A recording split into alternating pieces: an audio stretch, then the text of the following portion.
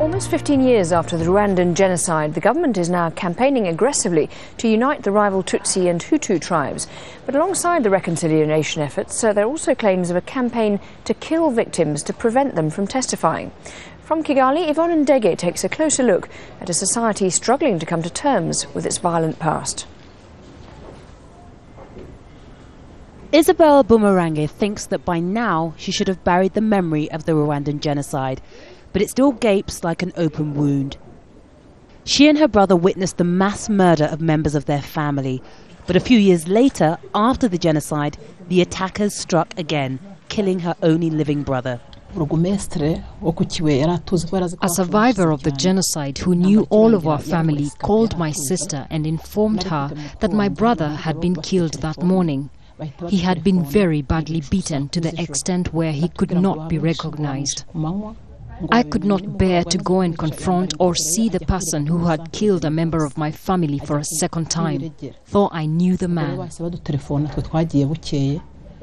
Sadly, Isabelle's story is not unusual.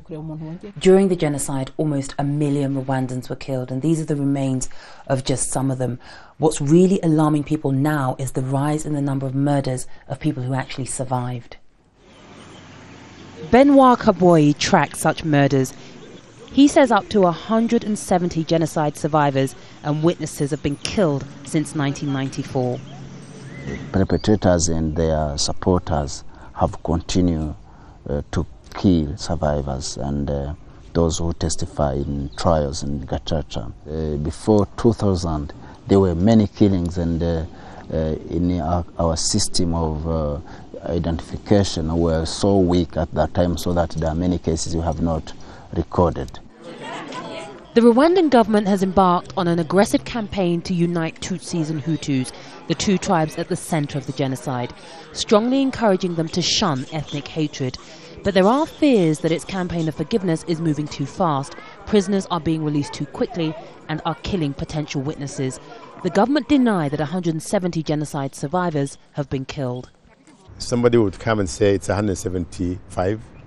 The parquet would say it's 112. Somebody else would say, Ibuka would say it's 200. The police will say we only have 52 cases. So I don't want any conflict of numbers. What we have to understand is that cases which have been brought to the police, those are the cases we believe in, and we say those have been tested, investigated, and confirmed. The knowledge that her brother was killed by someone released from prison after committing genocide is very painful, but Isabelle forgives the authorities. The government has focused more on unity and reconciliation, and I'm okay with that because that's the way our people will learn to live together.